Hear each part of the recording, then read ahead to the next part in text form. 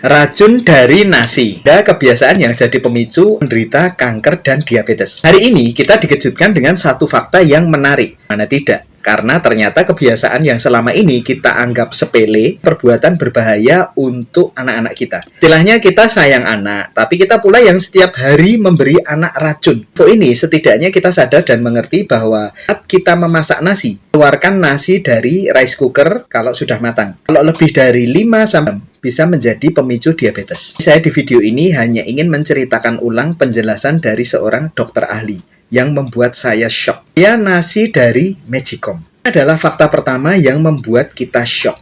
Karena nyatanya nasi dari Magicom boleh dimakan, namun dengan syarat tidak boleh lebih dari 6 jam di dalam Magicom dengan kondisi terus-menerus dihangatkan. Karena nasi yang terus dihangatkan dalam Magicom saat lebih dari 6 jam, ia akan berubah menjadi racun. Seorang dokter ahli memperingatkan. Hingga ketika kita memasak nasi dan sudah matang, ia menyarankan untuk mengeluarkan nasi tersebut dari Magicom dan pindahkan saja di tempat nasi. Lanjutkan, nasi yang baik adalah nasi yang dimakan saat sudah dingin, bukan nasi hangat.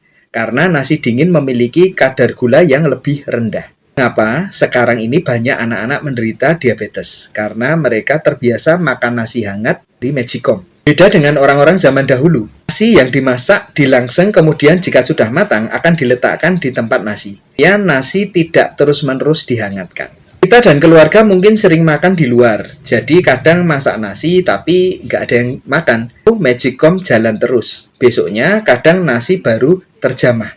Inilah yang jelas seringkali mungkin kita meletakkan nasi di Magicom lebih dari 6 jam. Sekarang sejak mengetahui hal tersebut, seusai nasi matang, Magicom langsung sebaiknya dimatikan dan nasi didinginkan. Dibatasi nasi dan gula, artinya batasi penyakit di masa tua. Hidrat dan gula adalah ibu dari segala penyakit, kata seorang ahli kesehatan. Tidak menduga bahwa di samping perut buncit, asupan berlebih nasi dan gula akan membuat tubuh Anda kelebihan. Yang pertama, trigliserid. Yang kedua, kolesterol. Yang ketiga, hipertensi. Keempat, jantung koroner.